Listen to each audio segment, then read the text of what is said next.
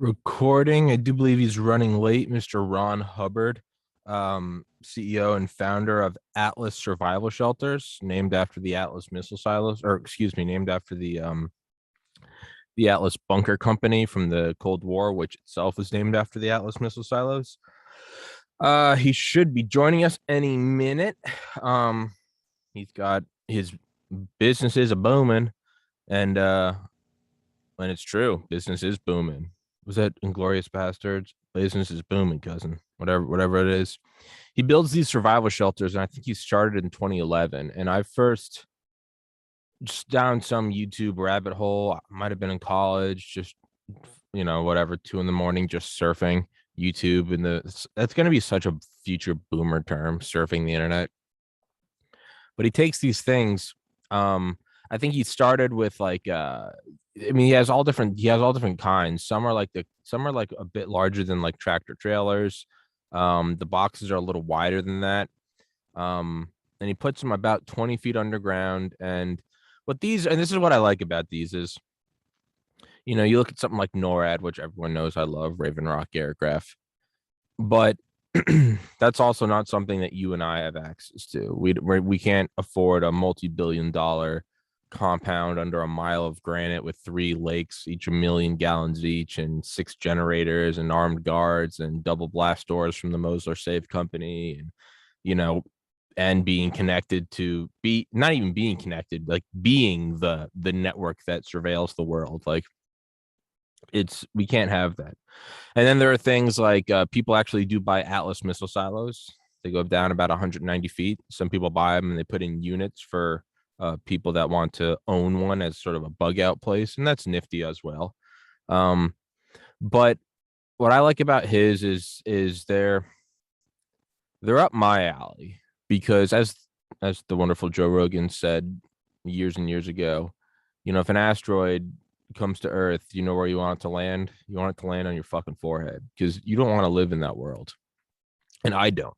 But what really kind of got me back into looking at these was 2020, was sort of watching the surrealness of like the Olympics, right? Because you always no, that's not him. Right, the surrealness of the Olympics getting banned, which sounds kind of like such like a millennial first world problem thing, but normally all the fear is kind of contained to your television.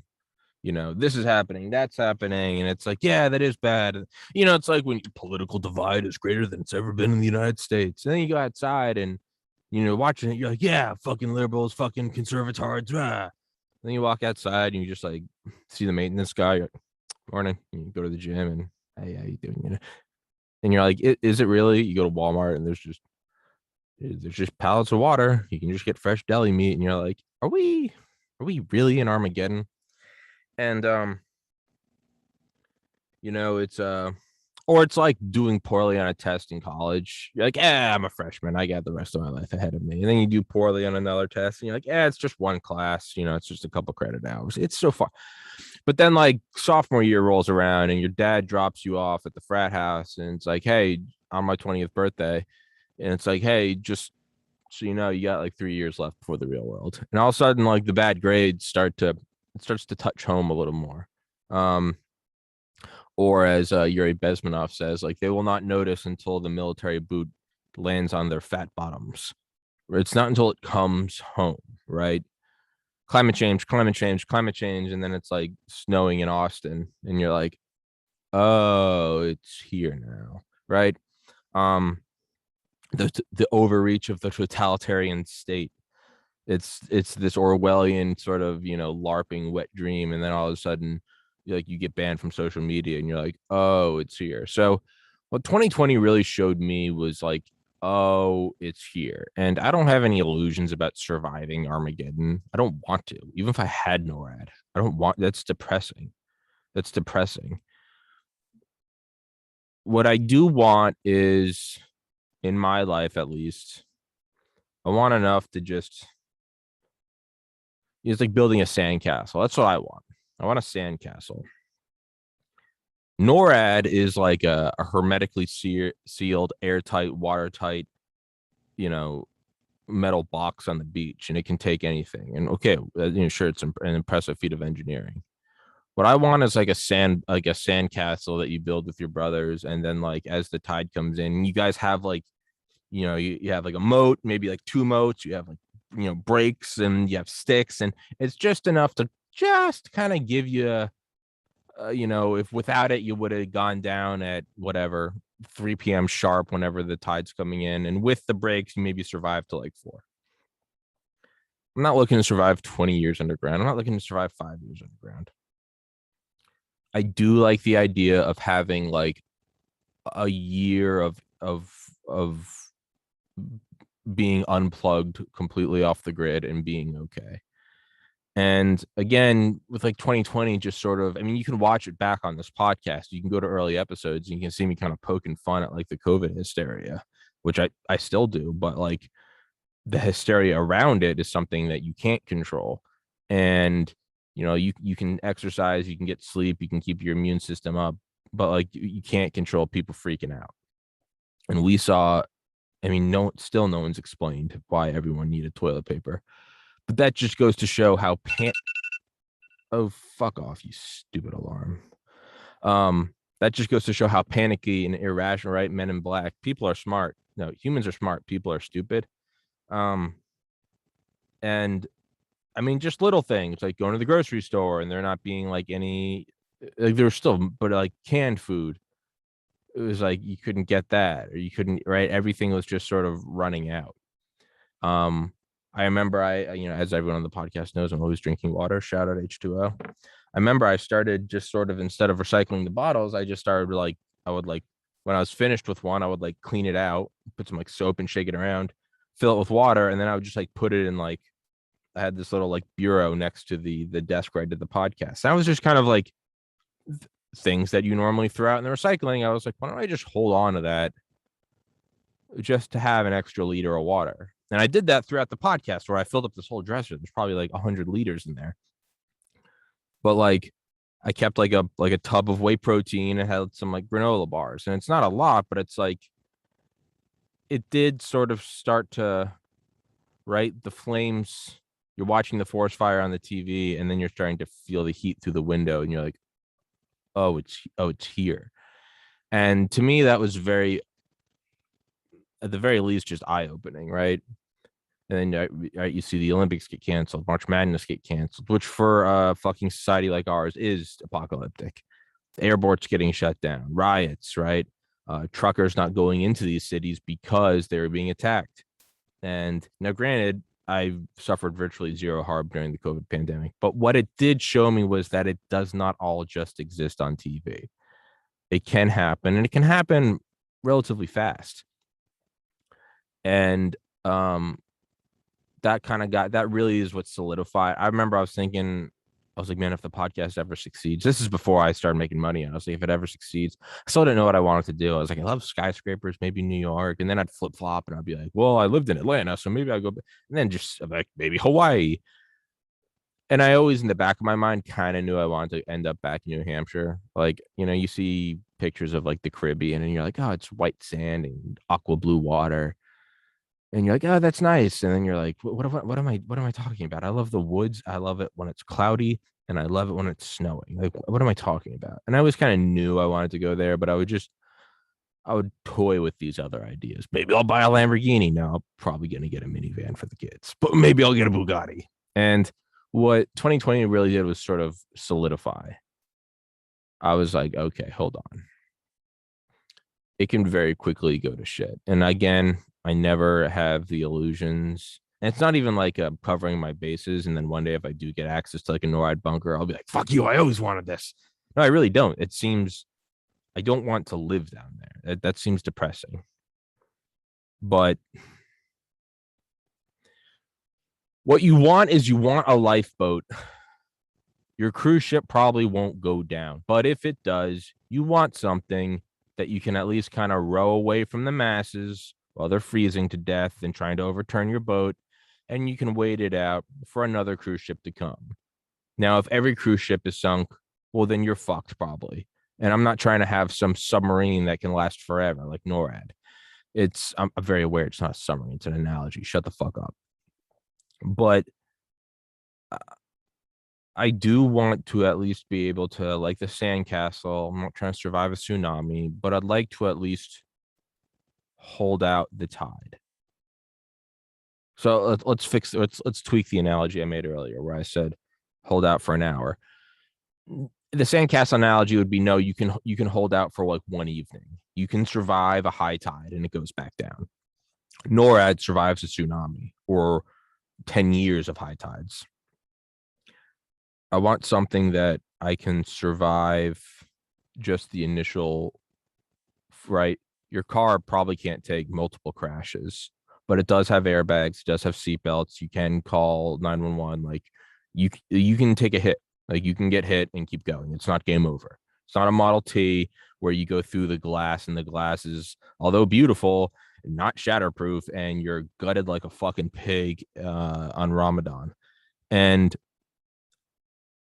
no, you want something that you can, again, like a plane, right? A plane's totaled when it crashes, but the emergency slides come out, right? The oxygen masks. You have the fire department there at the airport. You can take a hit.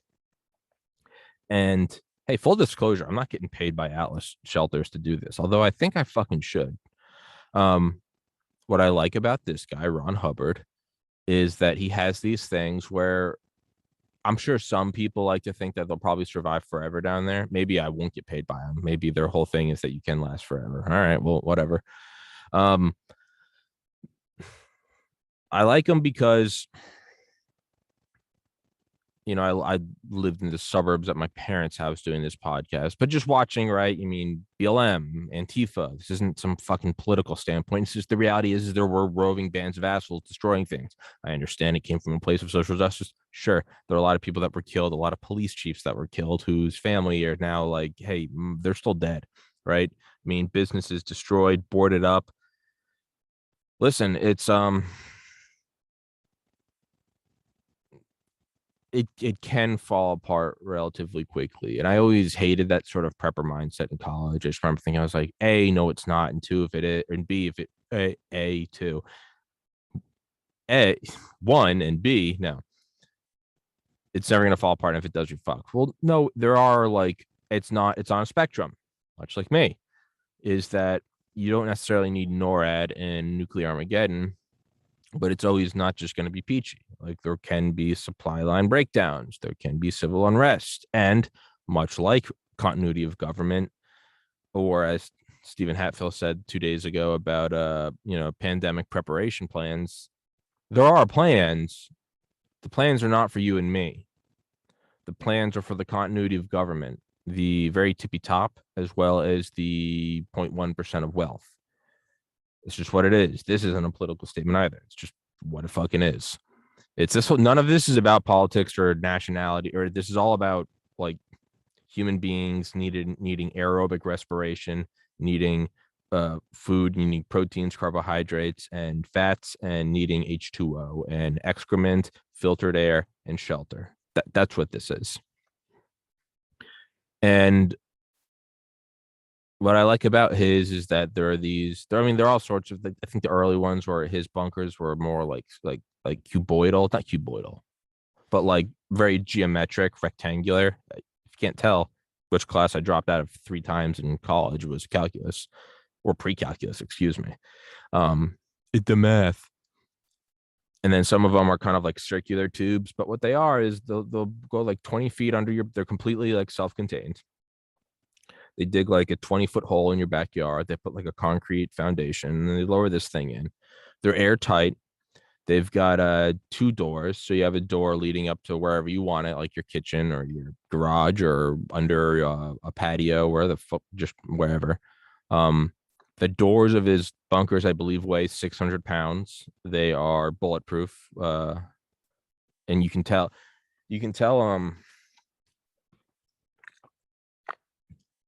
just like newscasters when they're like, it's a 19 magazine pistol automatic caliber, and you're like, you don't know what a gun is. You can tell I don't know what I'm talking about, but I am just parroting things.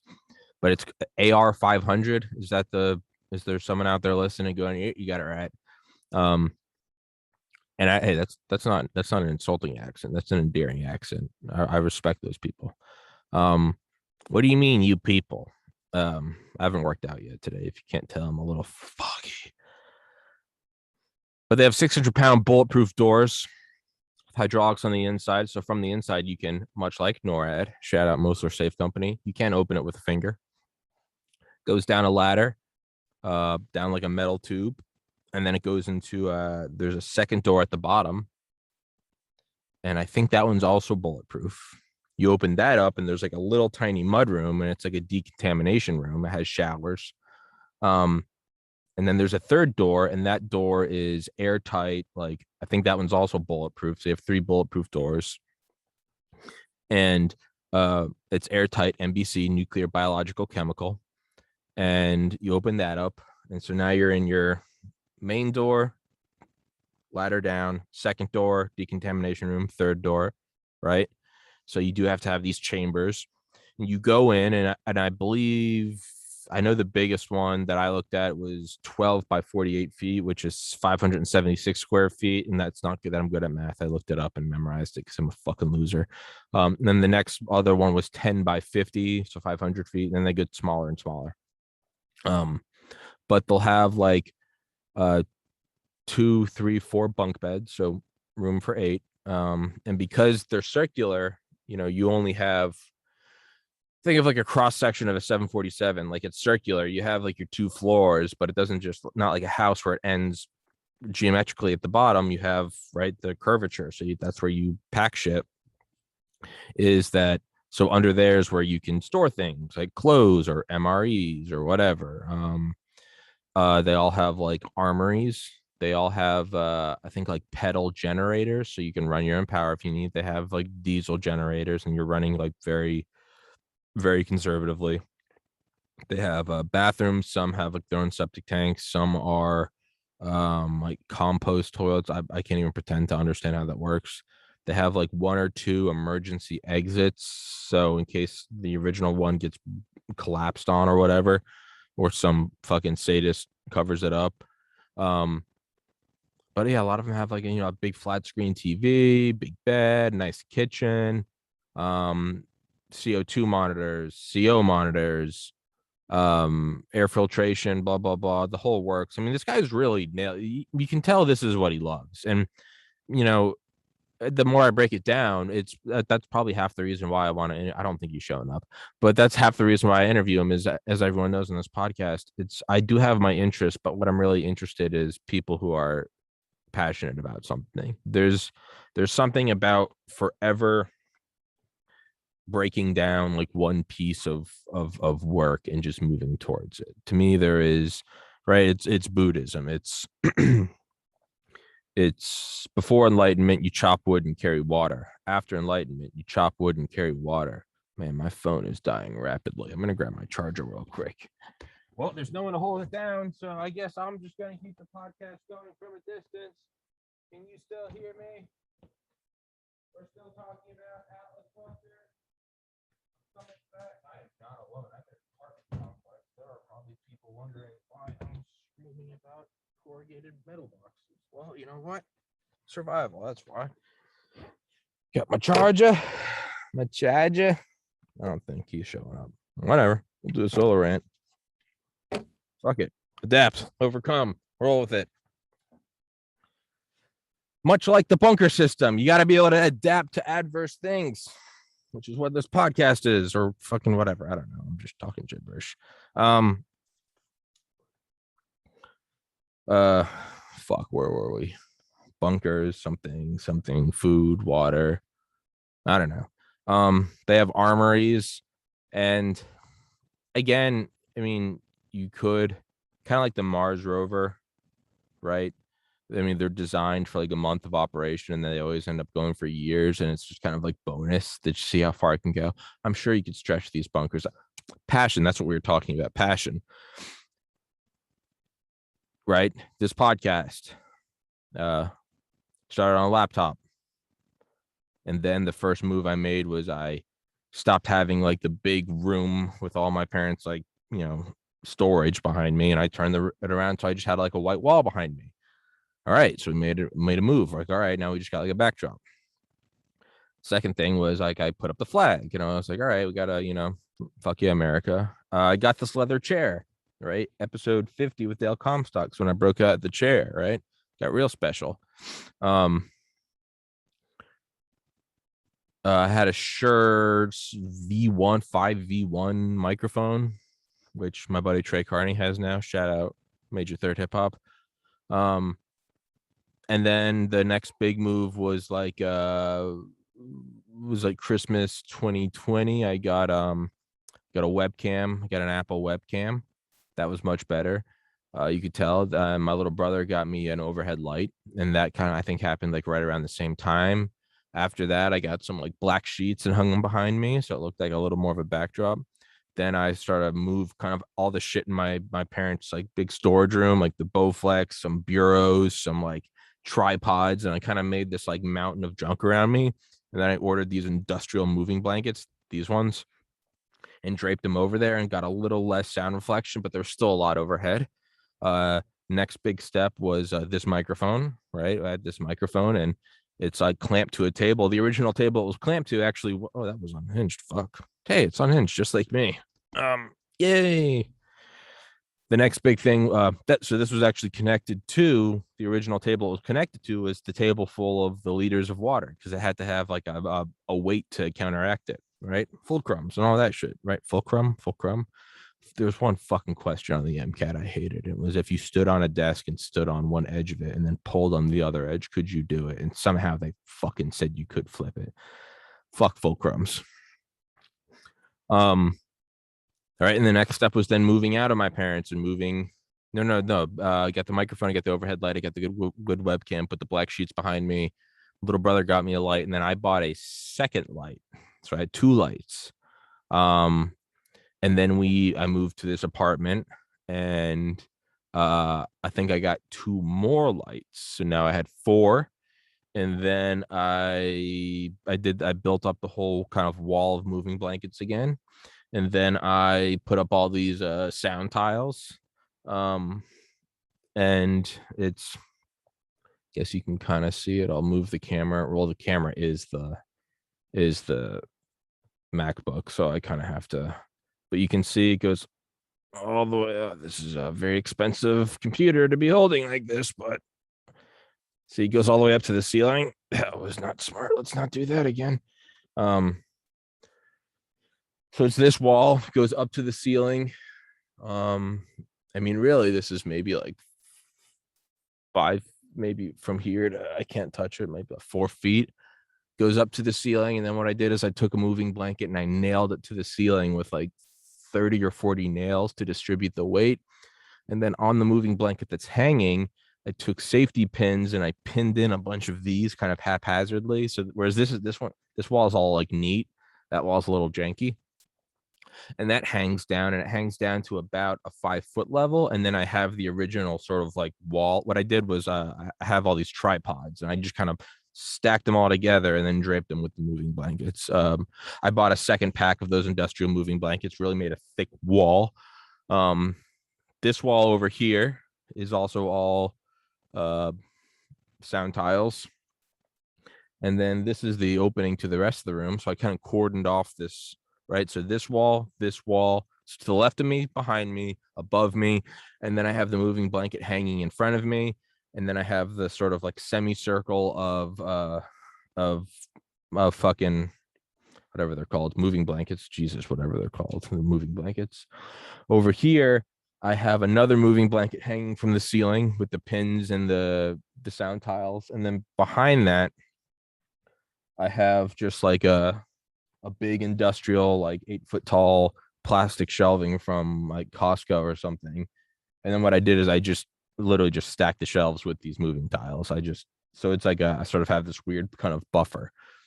But what it effectively does is produce this wall of sound absorption, right?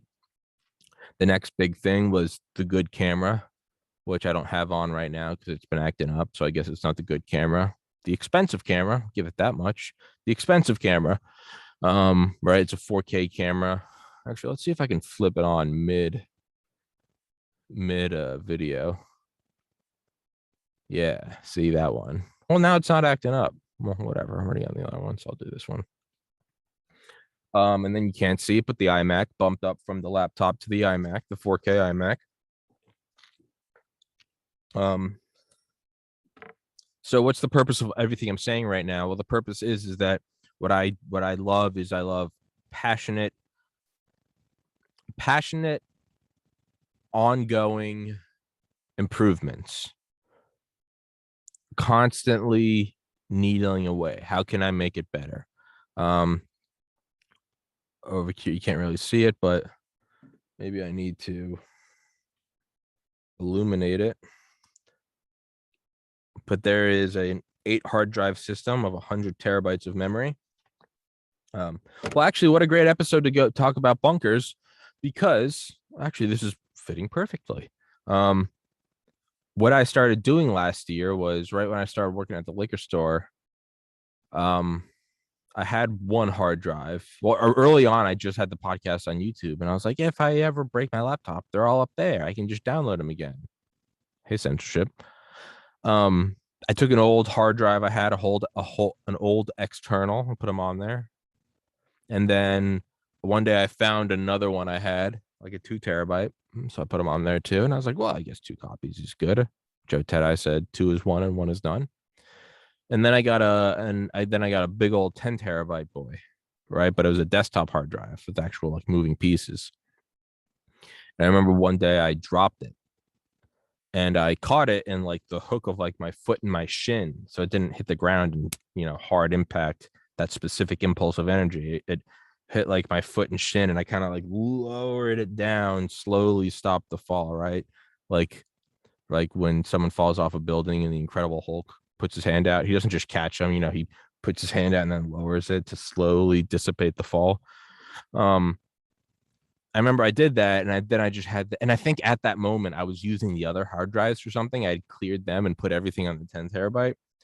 And in that moment, at this time, I had a 256 gigabyte laptop, which I never kept any episodes on. So in that moment, I had all the episodes on the hard drive, and I caught it. And you can actually go back, and there's an episode like August of 2020 of me talking to my buddy Trey Carney. Again, shout out Major Third Hip Hop, of the hard drive getting caught. And I'm telling him the story, and he goes, I feel like this is traumatizing you. And Trey, you saw the future, buddy. Because I was like, I had this moment where I was like, I almost just lost every podcast. And at the time I was, maybe pushing 200 episodes, but still, that was probably 300 hours of work. I was coming up on like 10 months of podcasting, and I was just like, man, I almost just lost it all. So the first thing I did was I took out 2 other hard drives, the shockproof like rubber ones, and I uploaded everything there. And immediately had like, and I remember I put them in a plastic bag, a second plastic bag, and then put them in like a waterproof like Tupperware thing. And I put that in the desk, and I was like, okay, now I have like a couple layers of water, and they're in a like under our desk, so there's nothing's gonna hit it. And I was like, there was so much work there. And again, you can kind of see the parallel to the Atlas shelters. I never once had the idea that my podcast is going to survive nuclear war, but I was like, I do want it to survive a hit, because it's a lot of work I've put into this thing. And so this desktop thing of all that came later. So the first thing I did was I bought up like 5 or 6 other hard drives and just made copies. And I like put one in my bedroom, just separation, put them somewhere else. I gave a copy to my buddy in Baltimore. Just keep them separate. And I was like, all right. The next thing I did is I bought some fireproof bags, because I was like, they're waterproof, they're shockproof. And I was like, what if the house burns down? Those things happen. And again, you're thinking, Tommy, you're crazy. Well, we all have fire extinguishers. We all have sprinklers. We have access to we have fire. We have smoke detectors. So it's probably not going to happen. But if it does, goddamn, you hope. You're probably never going to use your airbag, but if you need it, you hope it works. I'm not saying spend $10 million on the best airbag, but don't skimp. Not that you have a choice, but you get what I'm saying. It's a rarity that life insurance, right? You're probably fine, but car insurance, health insurance, you're probably fine, but So I was like, well, these things do happen. There's a reason we have fire departments is because there are fires. So I put them in like these two thick fireproof bags, like bank bags. And I was like, all right. And then now back from the survival aspect to the passionately improving aspect. I was like, what about moisture? So I started putting those little silicone desiccant bags in them. They suck the moisture out of the air. And then I bought some Faraday bags. They're like copper mesh wiring that block EMPs or CMEs, coronal mass ejections, and electromagnetic pulses. And I was like, all right. And then I bought finally, and I was working at the liquor store, so like every week I was maybe making shit. I was making like it's not nothing to do with the liquor store. It's just me not working a lot. It's making like $180 a week, and I'd save it up, and like every 2 weeks I'd make the next improvement. And finally, I was building up and up and up, and I finally bought like a $400 safe that can survive like a 10-foot fall into concrete. It can survive like 24 hours under 1 foot of water, and it can survive 1,700-degree fire for 1 hour. And wrong button. And so it eventually developed to where and I kept making tweaks and tweaks and tweaks, and finally to where I have 6 hard drives. Each hard drive is 5 terabytes. Each hard drive is wrapped in a steel casing. The company is called ADATA, A and then data, ADATA, but it's one word, like ADATA, ADATA. I have 6 of these. Each one is 5 terabytes. Each one is wrapped in a steel casing, which can survive 6,000 pounds of downward pressure, 3 tons. They can each survive 120 minutes under 3 meters of water. So they have steel on them so that you just brunt force. You can't drive over it. It's fine. It has rubber casing, so you can drop it. And again, that specific impulse, Google it specific. It's how hard something gets hit versus breaking the fall, right? That's why if you fall and hit your head on like a frozen lake and the lake breaks, although it looks bad, that's much better because it was dissipated, right? So the shockproof, they're, I guess, force proof, right? 3 tons of pressure of downward force. Waterproof, 120 minutes under 9 feet of water. It's pretty good. Dust proof, right? They have the rubber gasket. All right, I have 6 of those. 2 is 1 and 1 is none. Well, 6 is 5, and fuck yeah, 5 is staying alive. So I have each of those. Each of those is inside of an EMP bag. Little EMP bag with some silicone like moisture absorbers. Each one of those, they're all independent. Each one of those is inside a small fireproof bag with silicone absorbers. So that's the second layer. Each one of those is inside a bigger EMP bag, a third layer with silicone desiccants. Each of those is in a 4th fireproof bag with desiccants inside of a 5th fireproof or a 5th layer, another fireproof. Layer 1 is EMP, layer 2 is fire, layer 3 is EMP, layer 4 is fire, layer 5 is fire. Every layer has the silicone desiccant, so just assume they all have that. Right? Layer 1 is EMP, layer 2 is fire, layer 3 is EMP, layer 4 is fire, layer 5 is fire, layer 6 is an EMP waterproof. Layer 7 is just waterproof. No, excuse me. Layer 6 is EMP waterproof. Layer 7 is also EMP waterproof. Layer 8 is just waterproof. Layer 9 is EMP waterproof. Layer 10 is just waterproof. And then it's all inside of the safe. Well, I'm now at 589 episodes. I've been doing this podcast since December 12th, 2019. Today is Friday, October 15th, 2021. It is now my income source. It pays for my apartment. It pays for all this nifty shit. It pays for my ability to sit here on a Friday morning off not enough sleep and talk about nuclear bunkers. So it's important to me. All right. Probably won't need the airbag, but if I need it, I have it. I have that. and I go in. It takes about 30 minutes to unpack it all, and it takes about an hour to put it all back in. So I do it on the first of every month. I update all of them. I have a much smaller version of that. It's still 6 hard drives, but they're not like metal and everything. And they're just inside one waterproof, one fireproof. And I update those every Sunday. So the big one, I call it the DUC, the DUCC, the Deep Underground Command Center. Shout out to Cold War, my Cold War heads. You know what's up. The rest of you peasants, don't talk to me. The smaller one is, I call that NORAD, because the DUC was actually supposed to be bigger and better than NORAD. NORAD is still 6 hard drives. They're all waterproof, shockproof, dustproof. They don't have the metal casings. They're inside a waterproof bag with desiccants inside of a fireproof bag. No EMP. I update those every Sunday. It takes about a minute to undo it. It takes about 2 minutes to put it all away. I do that every Sunday. The DUC takes about 30 minutes to take out. It takes about 24 hours to update it all. Because you got to think, I mean, every day I'm doing 2 episodes. They're 4K episodes. And if I'm only updating it every month, that's 60 4K episodes to update.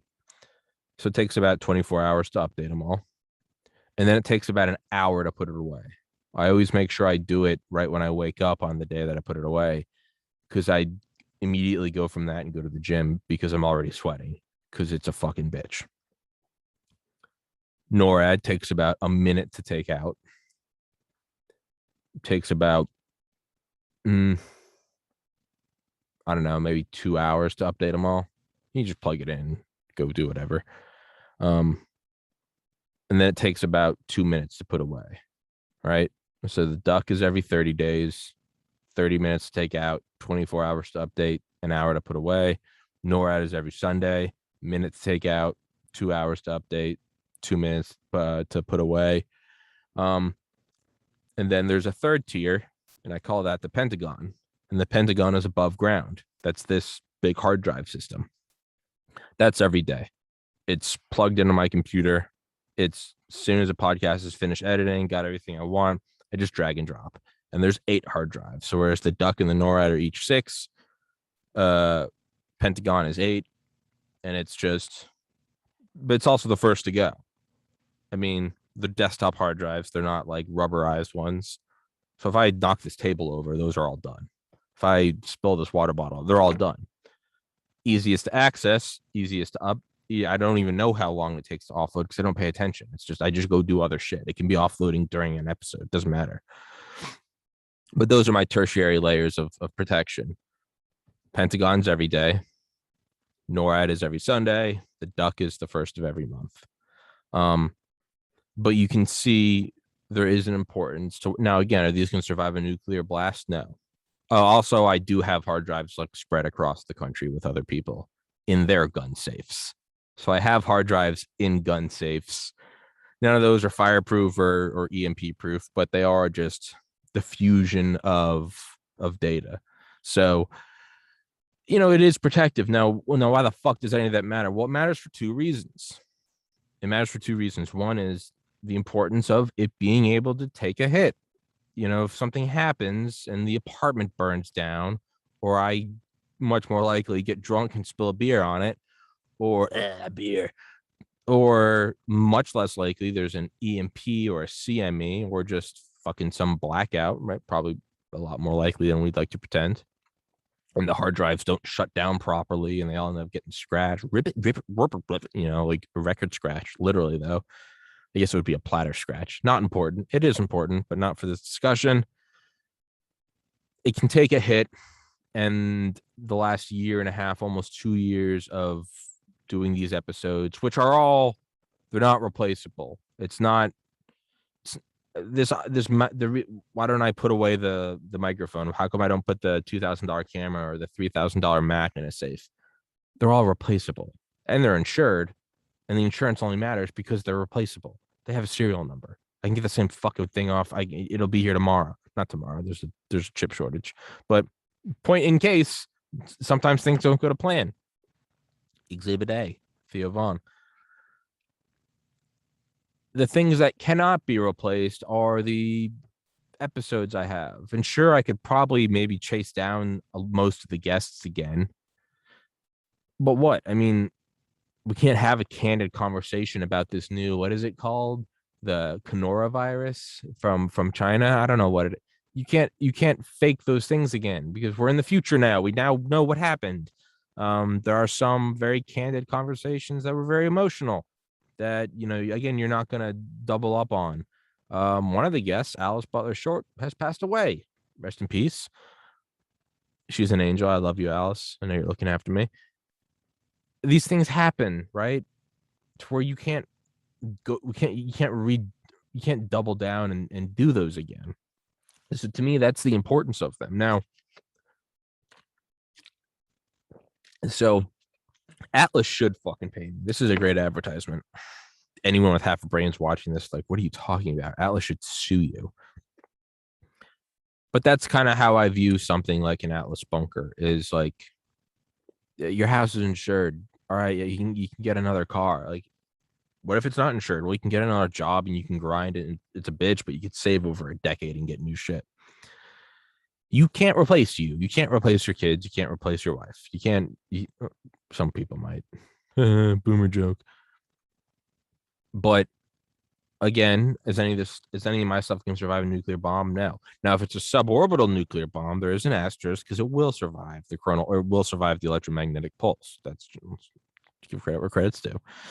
But all the original things in here, all the original content can't be. And, now it does have weight. It's not just sentimental value. It's literally my income. It pays for my electricity, my air conditioning, my water, my food, right?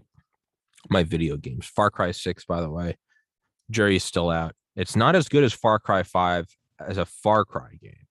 Far Cry 5 is objectively better, even just ballistics. Objectively better and storyline.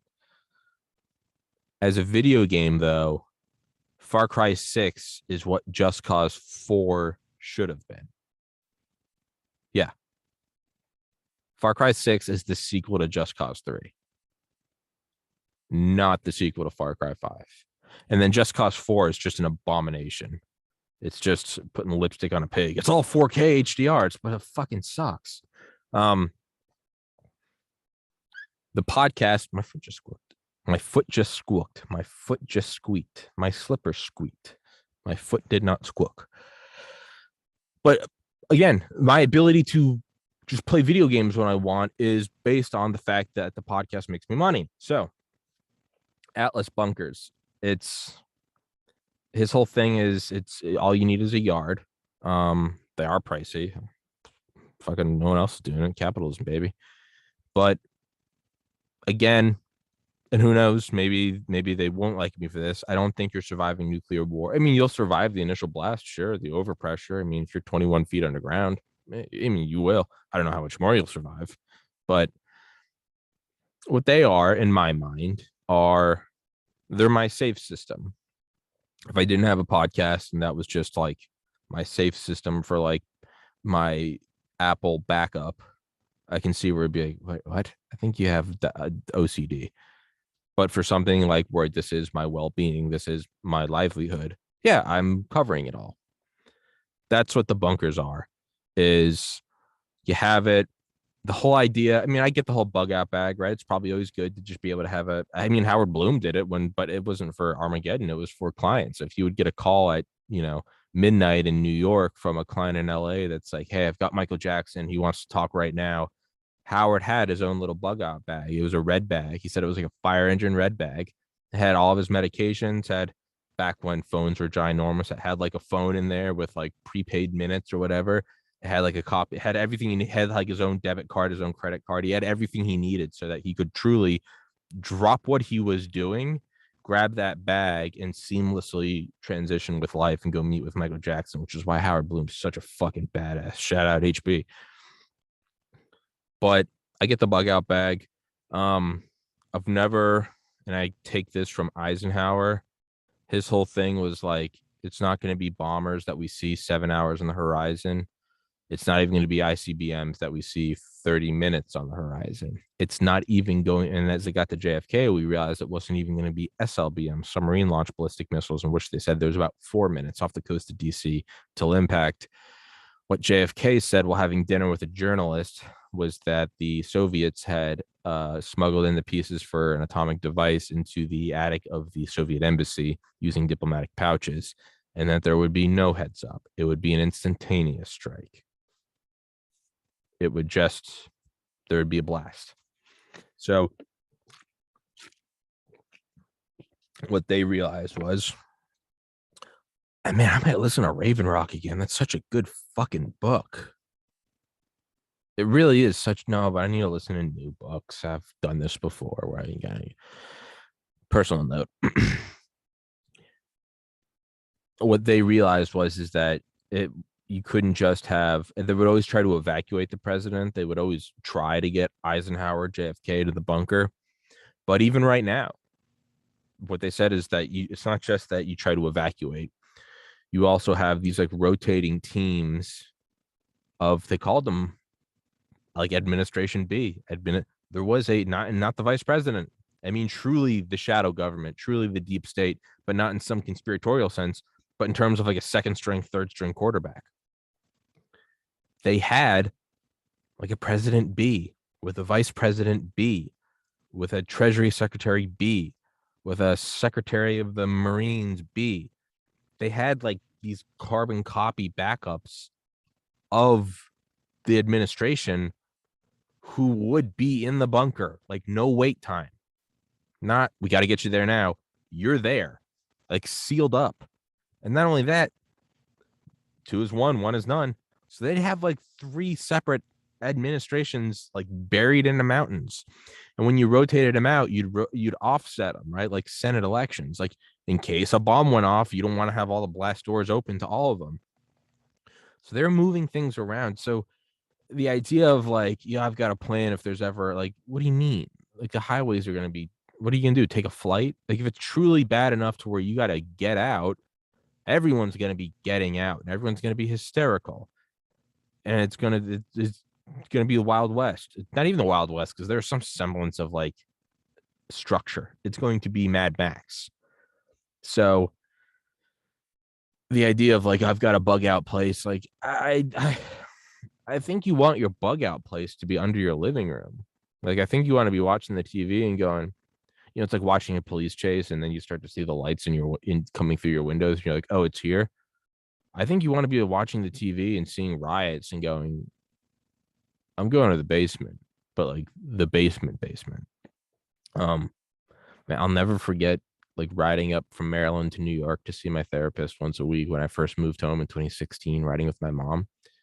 And there was always this, she listened to like conservative like radio, which I don't give a shit, you do you. But I always remember this one ad, and there was like, I mean, sure, ads talking about stuff I'm talking about, you know, buy gold, there's going to be inflation, or, you know, do you have an emergency plan? But I always remember this one ad it was almost comical. It was this voice and it sounded like this, and it sounded like one of those like car advertisements on the radio in the early 2000s, like, come in now, like air horn. And he goes, make sure you have enough food so you're not fighting for your family in a food riot. Fighting for your family in a food riot. I just always love that. Not wrong. I just always, it sounded like something at a Grand Theft Auto, like a radio channel. Fighting for your family in a food riot.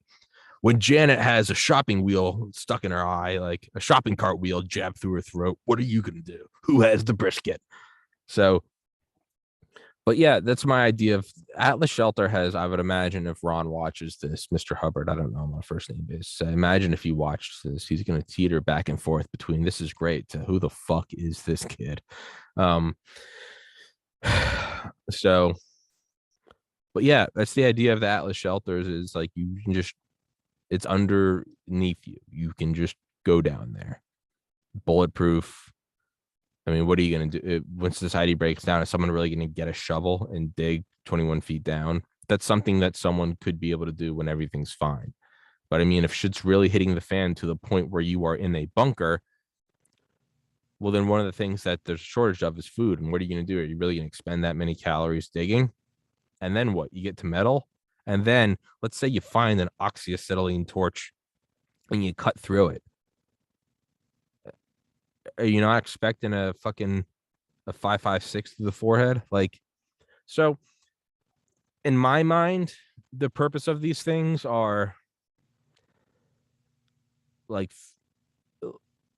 a month or two of just like I'm not sure what the future holds, so let's get down there kind of thing. Not even like 2020 where you're watching the news, you're like, it's getting hairy out there. But ultimately, you just wear a mask and go to the store. I get that. I think it's like the rioters are like in my neighborhood and the cops don't want to hurt anyone else because that's what caused all of this. Sure, you could go rooftop Korean, or you could just like, hey, like let's pull the bookcase aside and go down to the tunnel. And then you just go down there. I imagine you stockpile some Xanax, stay relaxed, got an Xbox. There's gonna be no service if shit goes down. So I don't know, have a hard drive with like 1,000 movies on it. Just download like the entire Netflix library. Just now, if it's really gone to hell and there's a thermonuclear pulse in it, everything, you're done too, right? So maybe just take the bottle of Xanax and pop yourself. I don't know, but to me, that's the peace of mind of it. Is it's just enough to. I think the ideal is you want something that like you and your immediate loved ones can survive for like 1 year, right? You wanna you want to see the news go 2 weeks to flatten the curve and the federal government's shutting down society and you're going, oh, it's here.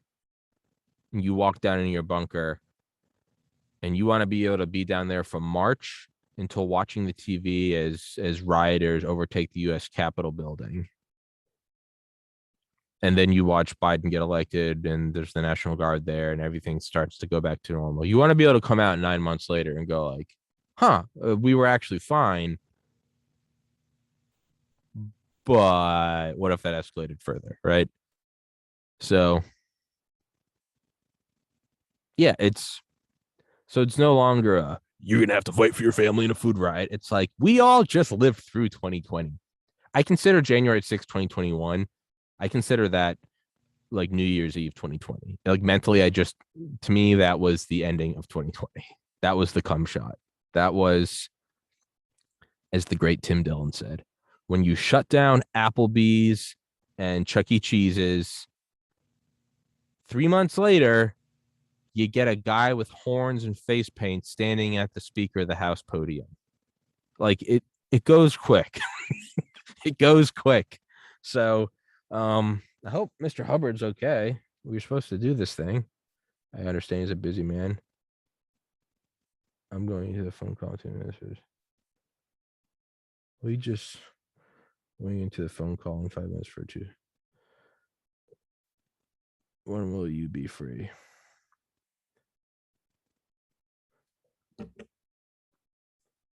Mr. Hubbard, MIA because he's wheeling and dealing. He's doing deals with people who are buying bunkers. He said his business is booming more than ever. Hey, man.